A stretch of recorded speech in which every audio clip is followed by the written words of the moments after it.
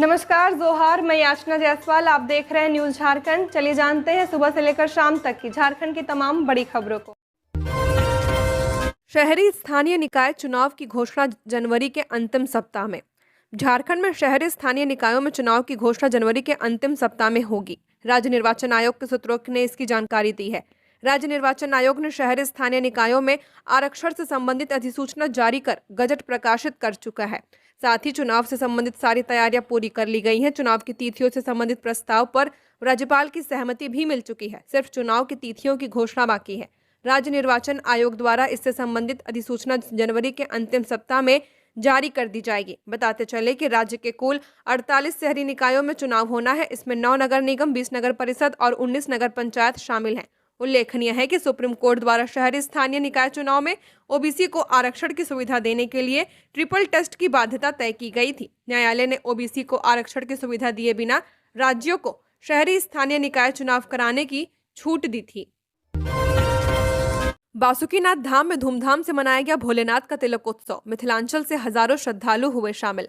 दुमका में बरसों पुरानी परंपरा को निभाते हुए जिला प्रशासन और पंडा धर्म रक्षणी के द्वारा श्रद्धालुओं की उपस्थिति में देर रात बसंत पंचमी के पावन अवसर पर बाबा भोलेनाथ और माता पार्वती का तिलकोत्सव का आयोजन किया गया। तिलकोत्सव में भाग लेने के लिए हजारों की संख्या में मिथिलांचल से आए श्रद्धालु भी शामिल हुए हैं। बसंत पंचमी के मौके पर जिला प्रशासन की ओर से प्रसिद्ध तीर्थ स्थल बासुकीनाथ धाम में भोलेनाथ तिलकोत्सव का आयोजन किया गया था। महाशिवरात्रि से पूर्व होने वाले इस आयोजन में श्रद्धालुओं की भारी भीड़ देखने को मिली। वर्षों से चली आ रही परंपरा के अनुसार मिथिलांचल नगरी से भारी संख्या में आए श्रद्धालु बासुकीनाथ धाम पहुंचकर फौजदारी बाबा का तिलक करते हैं। इस अवसर पर भारी संख्या में श्रद्धालु मंदिर प्रांगण में एकत्रित होकर बाबा बासुकीनाथ के तिलक को लेकर भजन कीर्तन सहित कई अनुष्ठान करते हुए नजर आए। साथ ही श्रद्धालुओं ने एक दूसरे को अबीर गुलाल लगाकर तिलकोत्सव मनाया। मंदिर प्रशासन की ओर से भी विधि विधान पूर्वक भोलेनाथ को तिलक चढ़ाया जाता है। मुख्यमंत्री का विदेश दौरा। इस साल गणतंत्र दिवस पर उपराजधानी दुमका में उपायुक्त फहराएंगे तिरंगा। झारखंड राज्य स्थापना के बाद यह परंपरा बन गई थी। गणतंत्र दिवस के अवसर पर राज्य के मुख्यमंत्री उपराजधानी दुमका में तिरंगा फहराते हैं, लेकिन इस बार की स्थिति कुछ अलग है। मुख्यमंत्री हेमंत सोरेन विदेश दौरे पर हैं। ऐसे में वे गणतंत्र दिवस के अवसर पर दुमका नहीं पहुंच पाएंगे। इधर संथाल परगना प्रमंडलीय आयुक्त का पद भी लगभग 3 महीनों से रिक्त है। इसे देखते हुए जिला के उपायुक्त अभिजीत सिन्हा को इस बार झंडा फहराने की जिम्मेदारी दी गई है। पुलिस लाइन मैदान में राज्य स्तरीय समारोह का आयोजन किया जाएगा। इस अवसर पर आयोजित होने वाले परेड का शनिवार को फुल ड्रेस रिहर्सल किया गया। भले ही मुख्यमंत्री हेमंत सोरेन उपराजधानी दुमका में गणतंत्र दिवस के अवसर पर तिरंगा नहीं फहराएंगे, लेकिन इस अवसर पर प्रतिवर्ष जो समारोह आयोजित होता है उसमें किसी तरह की कोई कमी नहीं की जा रही है। इस अवसर पर आयोजित होने वाले परेड का फुल ड्रेस रिहर्सल किया गया। इस रिहर्सल के दौरान उप विकास आयुक्त और पुलिस अधीक्षक के द्वारा परेड का निरीक्षण करते हुए तैयारियों का जायजा लिया गया। वहीं इस बार गणतंत्र दिवस के अवसर पर दुमका में संथाल परगना के सभी 6 जिलों से आए हुए 15 प्लाटून परेड में भाग लेंगे। इसमें जैप, IRB, NCC की टुकड़ी भी शामिल होगी। वहीं 14 विभागों की झांकियां भी प्रदर्शित की जाएंगी। सारंडा में अब तक 17 नक्सली मारे गए। 71 घंटे से जंगल में कमांडो, 20 किलोमीटर दायरे में इनामी मिसिर बेसरा सर्च जारी। गुरुवार को सारंडा में नक्सलियों का सबसे बड़ा एनकाउंटर हुआ। यह एनकाउंटर पिछले 71 घंटे से रुक रुक कर अब भी जारी है।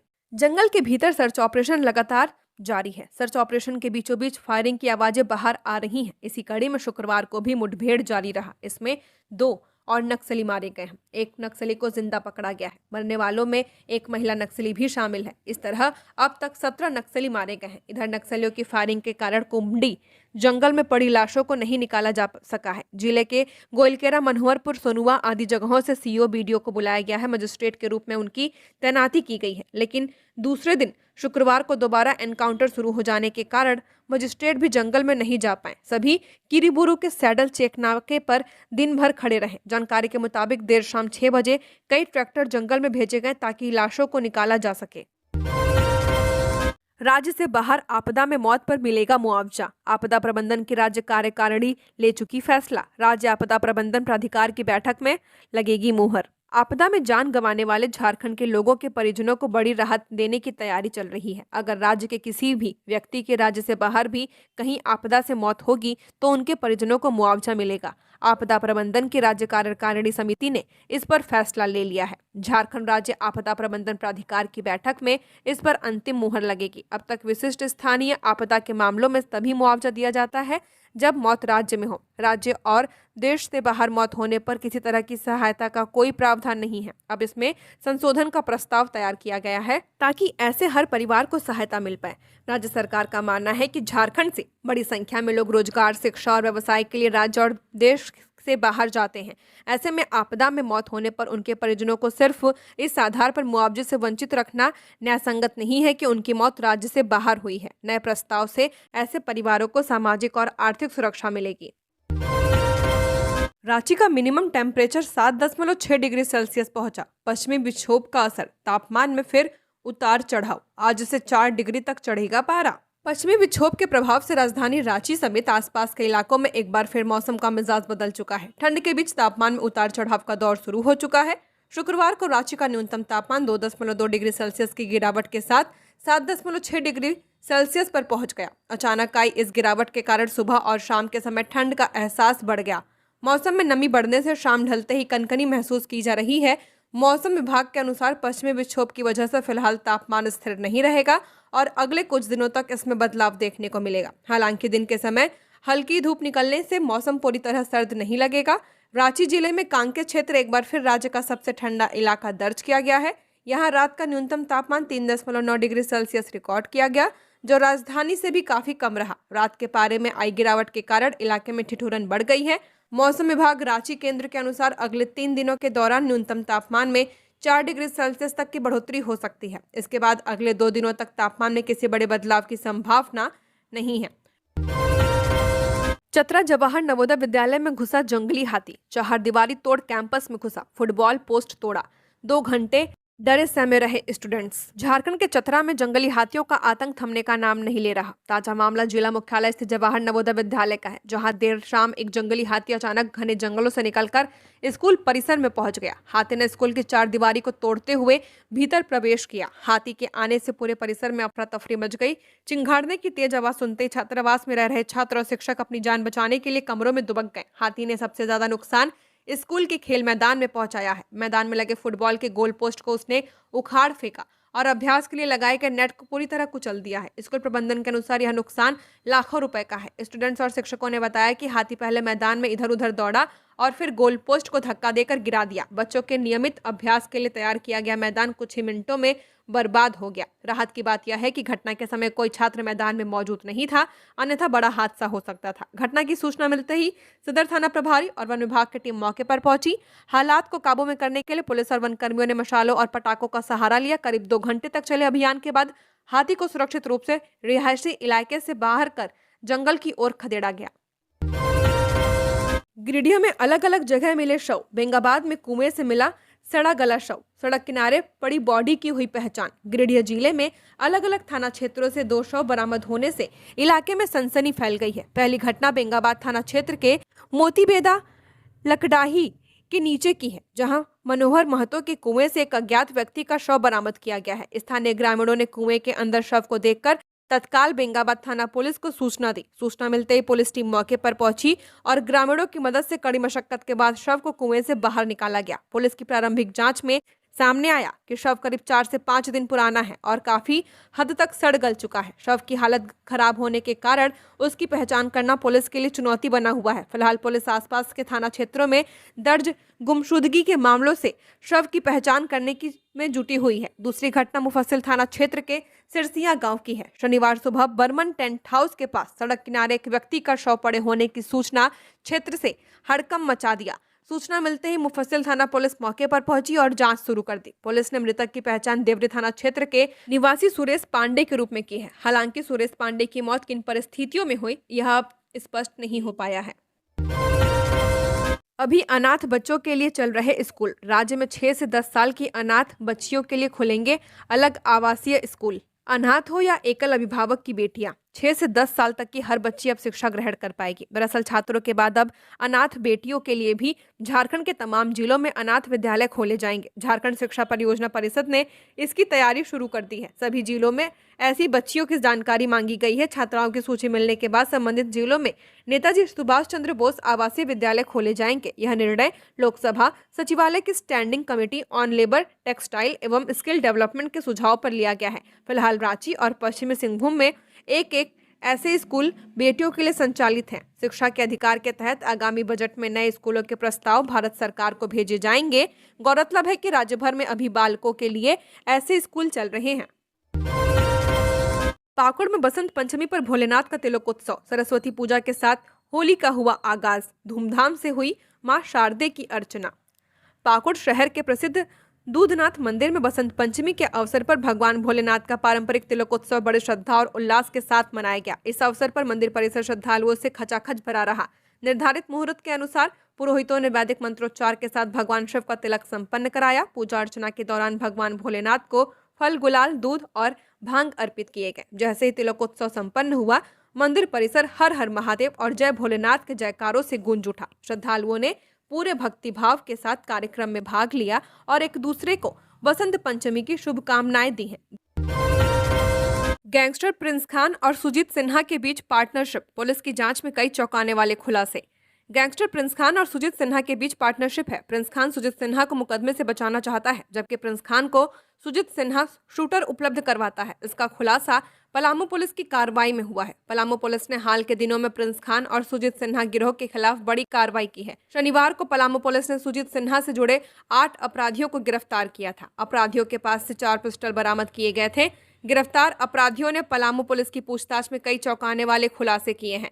गिरफ्तार अपराधियों ने पलामू पुलिस को बताया कि प्रिंस खान और सुजीत सिन्हा गिरोह एक हो चुका है। सुजीत सिन्हा पुलिस के मुकदमे और कार्रवाई से बचने के लिए प्रिंस खान का नाम इस्तेमाल करना चाहता है, जबकि प्रिंस खान अपने लिए सुजीत सिन्हा के स्थानीय नेटवर्क का इस्तेमाल करना चाहता है। दोनों के बीच यह तय हुआ है कि फायरिंग की घटना में पकड़े जाने के बाद उसकी जिम्मेदारी प्रिंस खान लेगा, नहीं पकड़े जाने पर जिम्मेदारी सुजीत सिन्हा लेगा। गणतंत्र दिवस को लेकर फुल ड्रेस रिहर्सल, प्लाटून्स ने परेड में मोहा मन। राज्य की राजधानी रांची के ऐतिहासिक मोहराबादी मैदान में गणतंत्र दिवस को लेकर शनिवार को फुल ड्रेस रिहर्सल की गई। गणतंत्र दिवस के दिन होने वाले मुख्य समारोह से पहले रिहर्सल का यह आखिरी दिन होता है, जिसमें सभी प्लाटून फुल ड्रेस रिहर्सल करते हैं। रांची के ऐतिहासिक मोहराबादी मैदान में गणतंत्र दिवस का मुख्य समारोह आयोजित होना है। ऐसे में रांची डीसी और एसएसपी की निगरानी में सभी प्लाटून्स ने शनिवार को फुल ड्रेस रिहर्सल में भाग लिया। ऐतिहासिक मोहराबादी मैदान में 26 जनवरी को होने वाले मुख्य समारोह में किस तरह से हर कार्यक्रम का आयोजन किया जाएगा, उन सब की प्रैक्टिस की गई। मसलन मंच पर मुख्य अतिथि और दूसरे वीआईपी गेस्ट के बैठने की जगह क्या होगी, मुख्य अतिथि द्वारा पदक से नवाजे गए पुलिस अफसरों को किस तरह से पदक प्रदान किया जाएगा, ये सब का रिहर्सल किया गया। अंचल कार्यालय के पीछे कबाड़ वाहनों में लगी आग, नशा करने के दौरान चिंगारी से आग लगने की आशंका, फायर ब्रिगेड की टीम ने पाया काबू। कोडरमा के तिलैया थाना क्षेत्र में अंचल कार्यालय के पीछे स्थित पुलिस भूमि पर शनिवार दोपहर कबाड़ वाहनों में आग लग गई। इस घटना में कई पुराने वाहन जलकर खाक हो चुके हैं। अंचल कर्मी अपने कक्ष में काम कर रहे थे, तभी उन्हें कार्यालय के पीछे हिस्से से धुआं उठने की सूचना मिली है। अंचल अधिकारी रवि भूषण प्रसाद सहित सभी कर्मी मौके पर पहुंचे और तुरंत अग्निशमन विभाग को सूचित किया। सूचना मिलने पर एक दमकल वाहन मौके पर पहुंचा और आग पर काबू पाया है। अंचल कर्मियों की तत्परता और दमकल के समय पर पहुंचने से एक बड़ी घटना टल गई है। अंचल अधिकारी रवि भूषण प्रसाद ने बताया कि यह भूमि काफी समय से खाली पड़ी है और यहाँ कई स्क्रैप गाड़ियां रखी हुई हैं। उन्होंने आशंका जताई कि कुछ असामाजिक तत्व यहाँ बैठकर धूम्रपान करते हैं और उन्हीं के गांजा या सिगरेट के सेवन के दौरान निकली चिंगारी से आग लगी होगी। प्रसाद के अनुसार चिंगारी आसपास की झाड़ियों में गिरी होगी, जिससे आग भड़की और फिर वाहनों तक फैल गई। टाटा जू में जन्मे बाघ रुद्र के 2 शावकों का शहरवासियों ने रखा नाम, कहलाएंगी तारा और सारा। टाटा स्टील जूलॉजिकल पार्क में जन्मे बाघिन के 2 शावकों को अब नाम मिल चुका है, तारा और सारा। ये नाम सिर्फ पहचान नहीं बल्कि उस सामूहिक भावना का प्रतीक है जिसमें जमशेदपुर के नागरिकों ने वन्यजीव संरक्षण की जिम्मेदारी अपने हिस्से की मानकर आगे बढ़कर भागीदारी निभाई है। दरअसल 27 नवंबर 2025 को बाघ रुद्र और बाघिन मेघना से जन्मे इन दोनों शावकों के नामकरण के लिए पार्क प्रबंधन ने आम नागरिकों को आमंत्रित किया था। उद्देश्य स्पष्ट था कि चिड़ियाघर की सीमाओं से बाहर निकलकर वन्य जीवों को लोगों की चेतना और संवेदना से जोड़ना। 10 से 13 जनवरी 2026 तक चली इस प्रक्रिया में 550 से ज्यादा नाम प्रस्तावित किए गए। हर नाम अपने साथ एक अर्थ, एक सोच और एक प्रकृति के प्रति अपनापन लेकर आया था। यह भागीदारी इस बात का संकेत थी कि वन्यजीव संरक्षण अब केवल संस्थागत जिम्मेदारी नहीं बल्कि सामाजिक सरोकार बनता जा रहा है। डोडा हादसे में शहीद जवानों के पार्थिव शरीर रांची पहुंचे, नम आंखों से दी गई अंतिम सलामी। जम्मू कश्मीर के डोडा में हुए भीषण सड़क हादसे में शहीद हुए भारतीय सेना के जवानों के पार्थिव शरीर शुक्रवार से देर रात रांची लाए गए हैं। जैसे ही शहीदों के पार्थिव शरीर बिरसा मुंडा एयरपोर्ट पहुंचे, वहां मौजूद हर व्यक्ति की आंखें नम हो गईं। सेना प्रशासन और जनप्रतिनिधियों ने भावभीनी श्रद्धांजलि अर्पित करते हुए वीर जवानों को अंतिम सलामी दी है। एयरपोर्ट परिसर में राज्य के वित्त मंत्री राधाकृष्ण किशोर ने शहीदों के पार्थिव शरीर पर पुष्प अर्पित किए हैं। इस मौके पर सेना के वरिष्ठ अधिकारी, जिला प्रशासन और पुलिस के वरीय पदाधिकारी भी उपस्थित रहे। वित्त मंत्री ने कहा कि देश की रक्षा में शहीद जवानों का सर्वोच्च बलिदान कभी भुलाया नहीं जा सकता। राज्य सरकार शहीदों के परिजनों के साथ खड़ी है और उन्हें हर संभव सहायता प्रदान की जाएगी। गौरतलब है कि 22 जनवरी को जम्मू कश्मीर के डोडा जिले में सेना का एक वाहन अनियंत्रित होकर गहरी खाई में जा गिरा था। इस दर्दनाक हादसे में 10 जवान शहीद हो गए थे, जबकि 11 अन्य जवान गंभीर रूप से घायल हो गए हैं। सभी जवान ऑपरेशनल ड्यूटी के लिए तैनाती स्थल की ओर जा रहे थे। सरस्वती पूजा में दिखा आस्था और सामाजिक संदेशों का संगम। थीम आधारित पंडालों ने दिखाया समाज का आईना, महिला सशक्तिकरण की मिसाल। बोकारो में इस साल सरस्वती पूजा आस्था, संस्कृति और रचनात्मकता का भव्य उत्सव रहा। शहर भर में स्थापित पंडालों ने न केवल धार्मिक भावनाओं को सशक्त किया है बल्कि सामाजिक संदेशों के माध्यम से भी लोगों का ध्यान आकर्षित किया है। सेक्टर 4 स्थित मारुति शोरूम मैदान के सामने आयोजित मृणालिका का सपनों की उड़ान संस्था की सरस्वती पूजा बोकारो के प्रमुख आकर्षणों में से एक थी। पिछले 9 सालों से यह पूजा पूरी तरह महिलाओं द्वारा संचालित की जा रही है, जो महिला सशक्तिकरण का एक उत्कृष्ट उदाहरण प्रस्तुत करती है। 3 दिवसीय इस आयोजन में सुबह से शाम तक प्रसाद वितरण किया गया।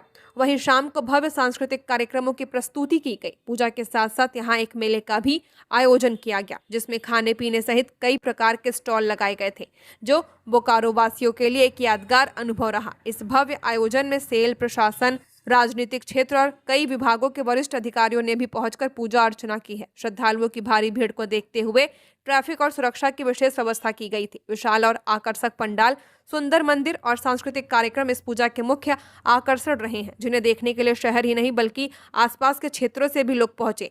पूरे बोकारो शहर में भी सरस्वती पूजा की धूम देखने को मिली। बच्चों और युवाओं ने अपनी कल्पना और मेहनत से थीम आधारित पंडालों का निर्माण किया। गणतंत्र दिवस पर रांची के लिए नया ट्रैफिक डायवर्जन प्लान। 26 जनवरी 2026 को गणतंत्र दिवस समारोह राजधानी के मोहराबादी मैदान में आयोजित किया जाएगा। यह समारोह सुबह 9 बजे राज्यपाल के आगमन के साथ शुरू होगा। समारोह के मद्देनजर रांची शहरी क्षेत्र में विशेष यातायात व्यवस्था लागू की गई है, ताकि कार्यक्रम के दौरान सुरक्षा और सुगम आवागमन सुनिश्चित किया जा सके। गणतंत्र दिवस के अवसर पर 26 जनवरी को सुबह 6 बजे से रात 10 बजे तक रांची शहरी क्षेत्र में बड़े वाहनों का प्रवेश पूरी तरह प्रतिबंधित रहेगा। शहर की ओर आने वाले भारी वाहन निर्धारित स्थानों तक ही आ पाएंगे। गणतंत्र दिवस समारोह स्थल पर केवल पासधारी, वीआईपी, पदाधिकारी और मीडिया कर्मियों को ही ड्रॉप गेट से प्रवेश की अनुमति होगी। सामान्य वाहनों का प्रवेश अधिकांश ड्रॉप गेट पर प्रतिबंधित रहेगा। कैरव गांधी किडनैपिंग मामले में बीजेपी में आक्रोश, करेगी आंदोलन। झारखंड के जमशेदपुर से कारोबारी के बेटे कैरव गांधी के किडनैपिंग का मामला अब राजनीतिक तूल पकड़ता जा रहा है। इस मामले को लेकर सबसे पहले पश्चिमी जमशेदपुर से जदयू विधायक सरयू राय ने 15 जनवरी 2026 को झारखंड की पुलिस महानिदेशक तदाशा मिश्रा और जमशेदपुर के एसएसपी पीयूष पांडे से बातचीत की थी और 23 जनवरी 2026 को भारतीय जनता पार्टी के प्रदेश अध्यक्ष आदित्य साहू ने कैरव गांधी के पिता देवांग गांधी से मुलाकात की है। इस मुलाकात के बाद उन्होंने इस मामले में आंदोलन करने का ऐलान भी किया है। उन्होंने यह भी कहा कि 27 जनवरी को वे रांची में जीडीपी से मुलाकात करके दबाव बनाएंगे। जमशेदपुर के बिष्टुपुर थाना क्षेत्र से लापता हुए युवा उद्यमी कैरव गांधी के किडनैपिंग मामले ने अब राजनीतिक रूप ले लिया है। किडनैपिंग के 10 दिन बीत जाने के बाद भी जब पुलिस को कोई सुराग नहीं मिला, तो इस मामले में विपक्षी दलों ने सरकार और पुलिस प्रशासन पर सीधा हमला बोल दिया है। ओडिशा में लूटा बैंक, धनबाद में 2 धराएं। बैंक ऑफ महाराष्ट्र से लूटा था 5 करोड़ का सोना। झारखंड ओडिशा पुलिस की ज्वाइंट कार्रवाई। ओडिशा के क्योंझर जिले के बड़बिल स्थित बैंक ऑफ महाराष्ट्र में हुई करोड़ों रुपए की सनसनीखेज बैंक डकैती का पुलिस ने खुलासा किया है। झारखंड और ओडिशा पुलिस की संयुक्त कार्रवाई में इस मामले में धनबाद से 2 आरोपियों को गिरफ्तार किया गया है। यह डकैती 19 जनवरी 2026 को अज्ञात अपराधियों द्वारा अंजाम दी गई थी, जिसमें बैंक से भारी मात्रा में सोना लूट लिया गया था। घटना के बाद बड़बिल थाना में कांड संख्या 29/26 के तहत धारा 310 बीएनएस और 25/27 आर्म्स एक्ट के तहत केस दर्ज कर जांच शुरू कर दी गई है। वारदात के बाद से ही पुलिस लगातार आरोपियों की तलाश में जुटी हुई थी। जांच के दौरान क्योंझर के अपर पुलिस अधीक्षक प्रत्युष मोहपात्रा के नेतृत्व में ओडिशा पुलिस की एक विशेष टीम धनबाद पहुंची। यहां धनबाद पुलिस के साथ मिलकर संयुक्त छापेमारी अभियान चलाया गया। टीम ने निरसा और सिंदरी थाना क्षेत्र के कई संभावित ठिकानों पर एक साथ दबिश दी। छापेमारी के दौरान पुलिस को बड़ी सफलता हाथ लगी है और डकैती में लूटा गया 288 ग्राम सोना बरामद किया गया है। इसके साथ ही घटना में प्रयुक्त 2 स्कॉर्पियो वाहन और 4 एंड्रॉयड मोबाइल फोन भी जब्त किए गए हैं। चाईबासा में गणतंत्र दिवस की फुल ड्रेस रिहर्सल संपन्न, मंत्री दीपक बिरुआ करेंगे ध्वजारोहण। पश्चिमी सिंहभूम जिला अंतर्गत 26 जनवरी 2026 को आयोजित होने वाले 77वें गणतंत्र दिवस समारोह के पूर्व शनिवार को मुख्य कार्यक्रम का स्थल पुलिस लाइन केंद्र चाईबासा में परेड की फुल ड्रेस रिहर्सल आयोजित की गई। रिहर्सल का नेतृत्व उपायुक्त चंदन कुमार ने किया, जबकि पुलिस अधीक्षक अमित रेणु विशेष रूप से उपस्थित रहे। निर्धारित कार्यक्रम के अनुसार मंच पर सर्वप्रथम पुलिस अधीक्षक एवं इसके पश्चात उपायुक्त के आगमन पर परेड में शामिल प्लाटूनों द्वारा सलामी दी गई। सलामी के उपरांत उपायुक्त एवं पुलिस अधीक्षक ने परेड का निरीक्षण किया तथा तय समयानुसार ध्वजारोहण किया गया। रिहर्सल के दौरान पूरे कार्यक्रम का अभ्यास अनुशासित एवं व्यवस्थित रूप से संपन्न किया गया है। 77वें गणतंत्र दिवस के अवसर पर 26 जनवरी को पुलिस लाइन केंद्र चाईबासा में आयोजित राजकीय समारोह में झारखंड सरकार के राजस्व एवं भूमि सुधार तथा परिवहन विभाग के मंत्री दीपक बिरुआ सुबह 9:05 पर ध्वजारोहण करेंगे। इसके पश्चात परेड कमांडर की अगुवाई में मार्च पास्ट तथा कई विभागों द्वारा तैयार की जा रही झांकियों की प्रस्तुति की जाएगी। जमशेदपुर में प्लम्बर बनकर चोरी करते 3 युवक गिरफ्तार, स्थानीय लोगों ने रंगे हाथ पकड़कर पुलिस को सौंपा। मकान मालिक गए थे गांव।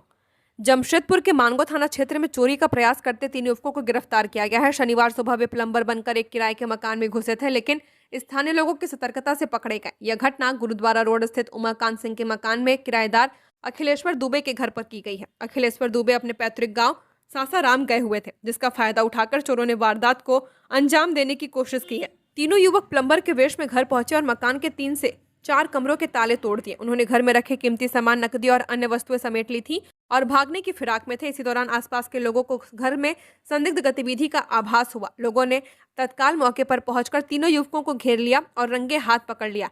स्थानीय लोगों ने चोरों की पिटाई करने के बाद मांगो थाना पुलिस को सूचना दी। पुलिस मौके पर पहुंची और तीनों आरोपियों को हिरासत में ले लिया है। पकड़े गए युवकों की पहचान ऋषभ पवन मिश्रा और एक अन्य के रूप में की गई है। पुलिस ने उनके पास से चोरी किया गया सामान भी बरामद कर लिया है। सीबीएसई ने जारी की सिटी स्लिप, ऐसे करे डाउनलोड। केंद्रीय माध्यमिक शिक्षा बोर्ड ने 8 फरवरी को होने वाली केंद्रीय शिक्षक पात्रता परीक्षा के लिए सिटी स्लिप जारी कर दिया है। अभ्यर्थी आधिकारिक वेबसाइट ctet.nic.in पर जाकर एग्जाम सिटी स्लिप डाउनलोड कर सकते हैं। अभ्यर्थी ध्यान रखें कि ये फाइनल एडमिट कार्ड नहीं है। बोर्ड ने सिटी स्लिप इसलिए जारी किया है ताकि आपको पहले पता चल पाए कि आपकी परीक्षा किस शहर में है, आप वहां जाने की तैयारी कर पाए। बता दें कि सीटेट की परीक्षा देश भर के 132 शहरों में 20 भाषाओं में कराई जाएगी। यह परीक्षा पेपर 1 और पेपर 2 के लिए आयोजित होगी। आयोग ने कहा है कि परीक्षा से संबंधित विस्तृत सूचना पुस्तिका शीघ्र ही जारी की जाएगी। अभ्यर्थियों को सलाह दी गई है कि वे सूचना पुस्तिका केवल आधिकारिक वेबसाइट ctet.nic.in से ही डाउनलोड करें। इस सूचना पुस्तिका में परीक्षा पैटर्न, सिलेबस, उपलब्ध भाषाएं, पात्रता मानदंड, परीक्षा शुल्क, परीक्षा केंद्र और महत्वपूर्ण तिथियों की जानकारियां होंगी।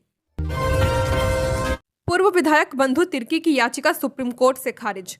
सुप्रीम कोर्ट ने पूर्व विधायक बंधु तिर्की की याचिका खारिज कर दी है। हाईकोर्ट द्वारा क्रिमिनल अपील की सुनवाई जल्द करने की याचिका खारिज करने के बाद पूर्व विधायक ने सुप्रीम कोर्ट में अपील दायर की थी। पूर्व विधायक के सीबीआई के विशेष न्यायाधीश की अदालत द्वारा भ्रष्टाचार निवारण अधिनियम के तहत दायर मामले में सजा सुनाई गई थी। न्यायालय द्वारा सजा सुनाए जाने के बाद जनप्रतिनिधित्व अधिनियम में निहित प्रावधान के तहत विधानसभा की सदस्यता समाप्त कर दी गई थी। पूर्व विधायक से इस सजा के खिलाफ हाईकोर्ट में क्रिमिनल अपील दायर की है। इस मामले की सुनवाई जल्द करने के लिए पूर्व विधायक की ओर से IA दायर की गई है। हाईकोर्ट द्वारा IA खारिज किए जाने के बाद पूर्व विधायक ने सुप्रीम कोर्ट में अपील की थी। इसकी सुनवाई सुप्रीम कोर्ट के मुख्य न्यायाधीश सूर्यकांत न्यायाधीश जय माल्या बागची और न्यायाधीश विपुल एम पंचोली की पीठ में की गई है। कुंग-फू वुशु में जौहर दिखाने वाले खिलाड़ियों से सांसद ढुल्लू महतो ने की मुलाकात, सहयोग का मिला आश्वासन। धनबाद के असम में आयोजित अंडर 17 राष्ट्रीय कुंग-फू वुशु चैंपियनशिप प्रतियोगिता में धनबाद के 2 खिलाड़ियों ने गोल्ड और सिल्वर जीतकर झारखंड का नाम रोशन किया था। धनबाद सांसद ढुल्लू महतो ने इन दोनों खिलाड़ियों से मुलाकात की। इस दौरान उन्होंने दोनों को गुलदस्ता देकर एवं मिठाई खिलाकर उनके उज्जवल भविष्य की कामना की है। दरअसल असम में अंडर 17 राष्ट्रीय कुंग-फू वुशु चैंपियनशिप का आयोजन किया गया था। इस प्रतियोगिता में चिरकुंडा नगर परिषद तालाडंगा नेहरू रोड निवासी जगमोहन सिंह की दोनों बेटी ने हिस्सा लिया था, जिसमें दोनों बेटियों ने गोल्ड और सिल्वर जीतकर झारखंड का नाम रोशन किया है। इस खुशी के मौके पर शुक्रवार को धनबाद सांसद ढुल्लू महतो ने दोनों बेटियों से मुलाकात की। राज्यसभा उपसभापति हरिवंश ने जमशेदपुर लिटरेचर फेस्टिवल की मुक्त कंठ से सराहना की। पुरस्कार राशि जन कल्याण में लगाने का दिया सुझाव। राज्यसभा के उपसभापति हरिवंश ने प्रथम जमशेदपुर लिटरेचर फेस्टिवल के सफल आयोजन पर आयोजन समिति को पत्र लिखकर हार्दिक बधाई एवं शुभकामनाएं प्रेषित की हैं। उन्होंने साहित्यिक उत्सव को न केवल सुंदर और सुव्यवस्थित बताया, बल्कि इसे अत्यंत सार्थक पहल करार देते हुए इसकी मुक्त कंठ से प्रशंसा की है। झारखंड पर केंद्रित पुस्तकों को सम्मानित किए जाने के लिए आभार व्यक्त करते हुए उपसभापति हरिवंश ने पुरस्कार राशि के उपयोग को लेकर एक प्रेरक और समाज उपयोगी दृष्टिकोण भी साझा किया है। उन्होंने सुझाव दिया कि यदि 1 लाख की यह राशि कोलाहन क्षेत्र के किसी सुदूरवर्ती गांव में छात्र छात्राओं के लिए एक दिवसीय साहित्यिक सांस्कृतिक आयोजन पर व्यय की जाए तो इसका प्रभाव दूरगामी और सकारात्मक होगा। सुखदेव भगत ने गुमला को रेलवे मानचित्र पर लाने की उठाई मांग। दक्षिण पूर्व रेलवे की बैठक में रखी कई अहम प्रस्ताव। लोहरदगा लोकसभा क्षेत्र के सांसद सुखदेव भगत ने दक्षिण पूर्व रेलवे जोन की रांची में आयोजित डिविजनल कमेटी की बैठक में अपने क्षेत्र से जुड़ी रेलवे समस्याओं और मांगों को जोरदार ढंग से उठाया है। बैठक में उन्होंने विशेष रूप से गुमला जिले के शीघ्र रेलवे नेटवर्क से जोड़ने की मांग करते हुए इसे आदिवासी बहुल क्षेत्र के साथ सालों से हो रहा अन्याय बताया है। सांसद सुखदेव भगत ने कहा कि आजादी के इतने दशकों बाद भी गुमला जैसे महत्वपूर्ण जिले का रेल मानचित्र से बाहर रहना बेहद दुर्भाग्यपूर्ण है। उन्होंने कहा कि गुमला ऐतिहासिक, धार्मिक और सांस्कृतिक दृष्टि से अत्यंत समृद्ध क्षेत्र है। यह पूर्वोत्तर भारत के पहले परमवीर चक्र विजेता लॉन्स नायक अल्बर्ट एक्का का गृह जिला है। साथ ही भगवान हनुमान का जन्मस्थल अंजनी धाम, आदिवासियों का पवित्र स्थल सीरा सीता नाला और भगवान शिव का प्रसिद्ध टांगीनाथ धाम भी इसी क्षेत्र में स्थित है। जमताड़ा में निर्माणाधीन आरओबी डायवर्सन पर हादसा, मजदूर की मौत, मुआवजे की मांग पर सड़क जाम, ठेकेदार पर लापरवाही का आरोप। जमताड़ा के करमाटांड थाना क्षेत्र में पिंडारी फाटक के पास निर्माणाधीन रेलवे ओवरब्रिज के डायवर्सन मार्ग पर शुक्रवार रात करीब 8 बजे एक मोटरसाइकिल चालक दुर्घटना का शिकार हो गया। इलाज के दौरान उसकी मौत हो गई। मृतक की पहचान करमाटांड के बाबूडिया गांव निवासी 24 वर्षीय गुड्डू रवानी पिता गन्नू रवानी के रूप में की गई है। गुड्डू रवानी पंडाल निर्माण का कार्य करते थे। उनके परिवार में 2 छोटे बच्चे हैं, जिनमें एक 2 महीने का बेटा और एक 3 साल की बेटी शामिल है। इस घटना से उनके परिवार पर दुखों का पहाड़ टूट पड़ा है। घटना के बाद आक्रोशित ग्रामीणों ने शनिवार सुबह करीब 10 बजे मृतक के शव को सड़क पर रखकर मुख्य मार्ग जाम कर दिया। सूचना पर करमाटांड थाना प्रभारी पुलिस बल के साथ पहुंचे और लोगों को समझाने का प्रयास किया है। हालांकि ग्रामीण मृतक के परिवार को 10 लाख रुपए मुआवजा देने की मांग पर अड़े रहे। झारखंड की और खबरों के लिए बने रहिए हमारे साथ। हमारे चैनल न्यूज झारखंड पर चैनल को सब्सक्राइब करें, साथ बेल आइकन को प्रेस करें। नमस्कार।